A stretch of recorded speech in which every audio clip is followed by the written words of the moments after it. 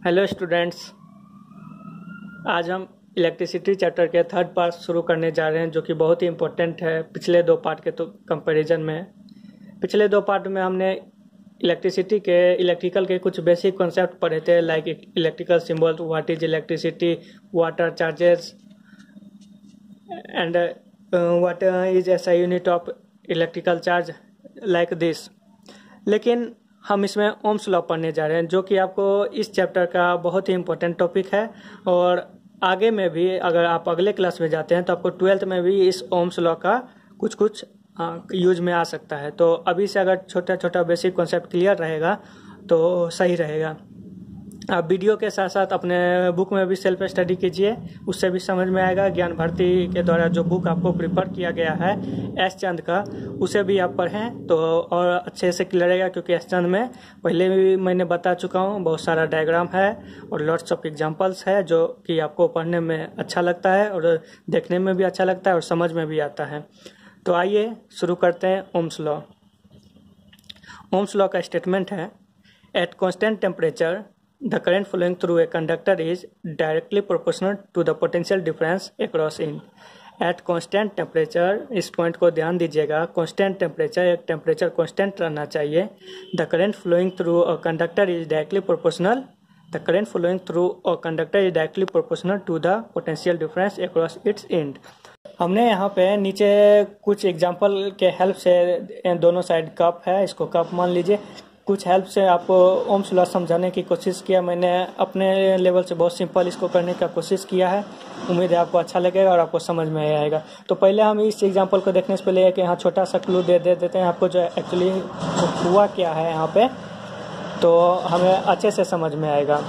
तो देखिए, सपोज कीजिए यहाँ पे एक कप है, इसके जस्ट इक्विवेलेंट लेवल पर, एक ही लेवल पर दूसरा कप मैंने रखा। अब दोनों को एक पाइप के थ्रू कनेक्ट किया है, अब एक कप को मैंने इसको मान लीजिए बी और इसको मान लीजिए ए, कप ए और कप बी।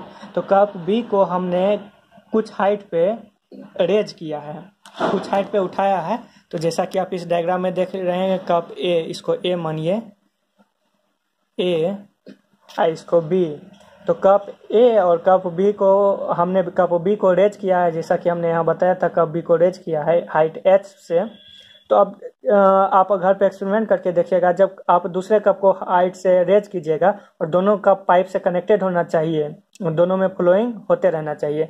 तो आप हाइट कप बी को कुछ हाइट से रेज कीजिएगा तो फ्लोइंग तेज हो गया होगा पानी का, दूसरे कप ए की तरफ चला गया होगा। पहले अगर फ्लो दोनों में पानी इस लेवल पे होगा,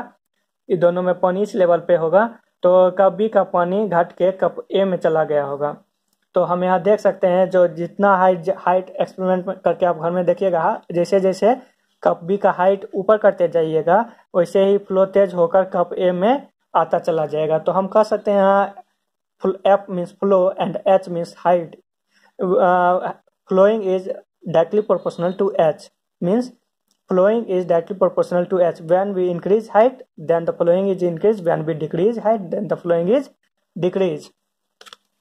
तो हमने यहाँ दिखाया m means flow, h means height।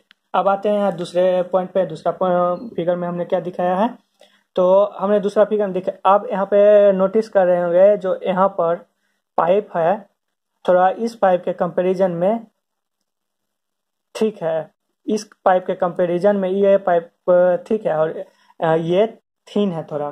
तो हम देख रहे हैं पाइप को थोड़ा थीन कर दिए, थोड़ा या बहुत ज़्यादा इसके कंपैरिजन में थीन कर दिए हैं। तो आप जब पतला पाइप दो कप कनेक्ट कीजिएगा और हाइट एच रेज रहने दीजिएगा, तो अब देखिएगा बहुत ही स्लो अमाउंट में धीरे धीरे फ्लोइंग होगा। Means when we decrease the thickness of pipe, when we thin the pipe, then F is inversely proportional to 1/t। मीन्स जब पाइप थिन हो जाएगा तो धीरे पतला हो जाएगा तो धीरे धीरे पानी बहेगा, और जब मोटा हो जाएगा तो तेजी, मीन्स इनवर्सली प्रोपोर्शनल है। T stand for thinness. तो now according to statement of Ohm's law में हमने करंट लिया था, पोटेंशियल डिफरेंस लिया था, मीन्स करंट पोटेंशियल डिफरेंस में वोल्टेज। तो ओम्स लॉ के स्टेटमेंट के अनुसार flow F is equal to current flow जो हो रहा है उसको करंट ले लेते हैं, हाइट जिस हाइट पर रेज किए थे मींस पोटेंशियल डिफरेंस, पोटेंशियल बढ़ाए थे तो उसको हम वोल्टेज लेते हैं, एंड थिनेस रेजिस्टेंस को ले लेते हैं। तो हम देखते हैं क्या, I is directly proportional to volt, means अगर वोल्टेज बढ़ता है मीन्स अगर हाइट बढ़ता है तो करंट भी बढ़ेगा, ठीक है। और यहाँ पर रेजिस्टेंस को क्या लिए थे, थिननेस में, मीन्स थिन मेजर किए थे थिननेस को, तो I is inversely proportional to R. आप समझ गए होंगे इस एग्जांपल का, इस फॉर्मूले से क्या कंपैरिजन है। तो हम इसको ऐसे भी लिख सकते हैं, I is equal to V by R, क्योंकि हम जान रहे हैं, हमने देखा था V is directly proportional to I और I is directly proportional to V, और देखा था क्या I is inversely proportional to R, था या नहीं।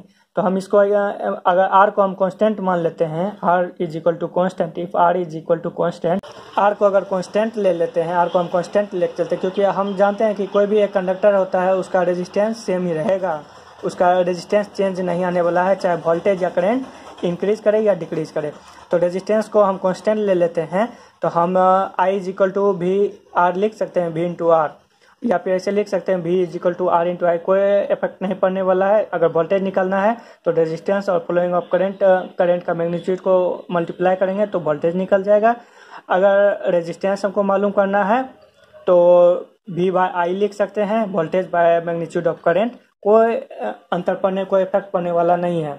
तो यहाँ पर V is equal to potential difference, that is also known as voltage, and I is equal to current, R is equal to resistance. We know that resistance of every conductor is constant in every condition. Now a point is given here. The ratio of potential difference is applied between the ends of a conductor and the current flowing through it is a constant quantity is called resistance.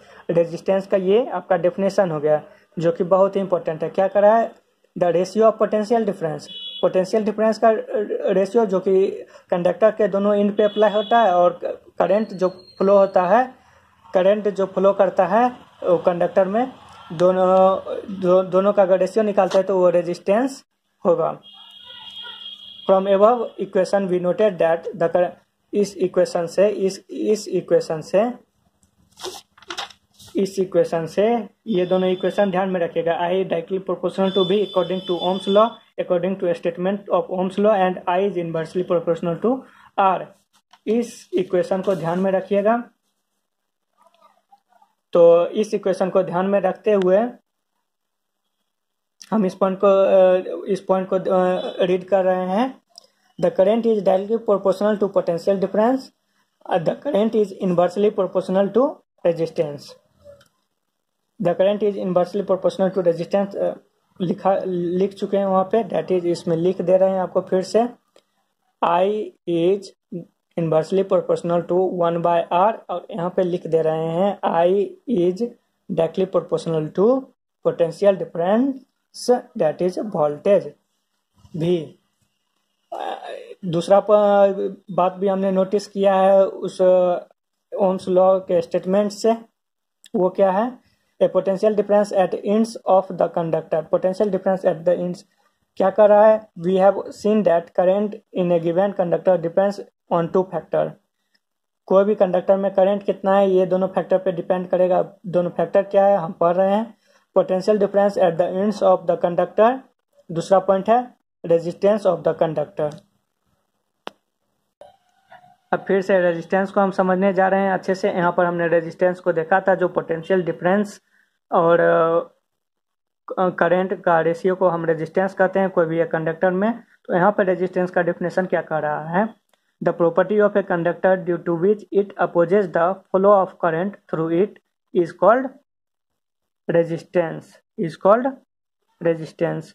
Means resistance जो होता है वो current के flow को रोकता है, वो oppose करता है, बढ़ने से आगे बढ़ने से रोकता है। फ्रिक्शन आपने पढ़ा होगा, फ्रिक्शन अगर आप चलते हैं तो आपको आपके पाथ में रोड पे फ्रिक्शन लगता है, तो करंट जब फ्लो करता है तो उसको रेजिस्टेंस नाम का फ्रिक्शन लगता है। रेजिस्टेंस को हम एक तरह से फ्रिक्शन कह सकते हैं जो कि कंडक्टर में होता है, वो करंट के फ्लो को अपोज करता है। तो आप समझ चुके हैं, the property of a conductor due to which it opposes the flow of a current through it is called resistance.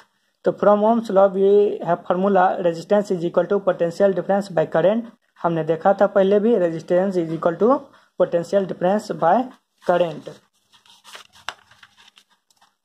तो उसको जो रेजिस्टेंस को R कहते हैं, पोटेंशियल डिफरेंस को V, और करंट फ्लो जो कर रहा है उसको, करंट के मैग्नीट्यूड को I कहते हैं। R is equal to V by according to definition of resistance, according to definition of resistance.